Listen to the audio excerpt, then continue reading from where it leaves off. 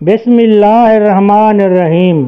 السلام علیکم ناظرین گرامی، ایک مرتبہ حضرت شیخ عبدالقادر جیلانی رحمۃ اللہ علیہ المعروف حضرت غوث اعظم رحمۃ اللہ علیہ دریا کی طرف تشریف لے گئے۔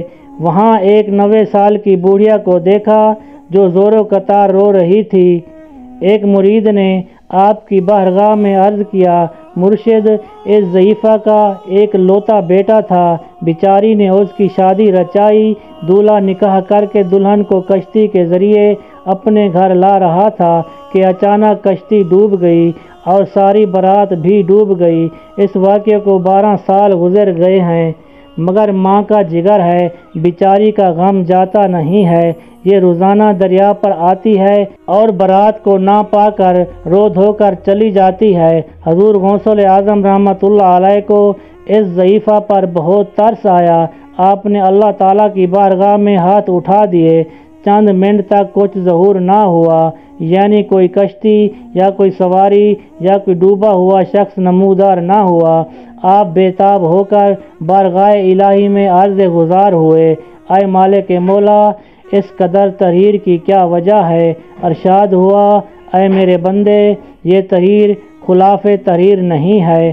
ہم چاہتے تو ایک حکم کن سے تمام زمین و آسمان پیدا کر سکتے تھے، مگر حکمت کے تحت 6 دن میں پیدا کیے۔ بارات کو ڈوبے ہوئے 12 سال گزر چکے ہیں، اب نہ وہ کشتی باقی رہی نہ ہی اس کی کوئی سواری۔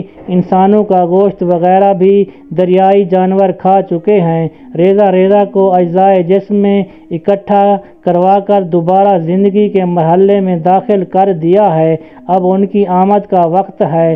ابھی یہ کلام اختتام تک نہ پہنچا تھا کہ وہ کشتی اپنے تمام تر ساز و سامان، دولہا دلہن اور تمام باراتی سطح عام پر نمودار ہو گئی اور چند ہی لمحوں میں کنارے آ لگی۔ تمام باراتی شیخ عبدالقادر جیلانی رحمۃ اللہ علیہ سے دعا لے کر خوشی خوشی اپنے گھر چلے گئے۔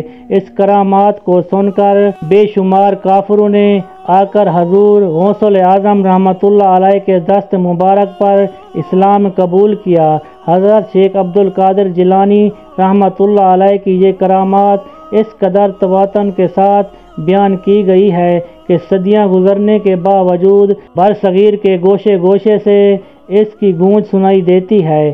اللہ تعالیٰ کی بارگاہ میں دعا ہے کہ اللہ تعالیٰ غوث پاک کے درجات کو بلند فرمائے اور ہمیں اولیاء کرام کا ادب اور احترام کرنے کی توفیق عطا فرمائے اور ان کے نقش قدم پر چلنے کی توفیق عطا فرمائے۔ آمین یا رب العالمین۔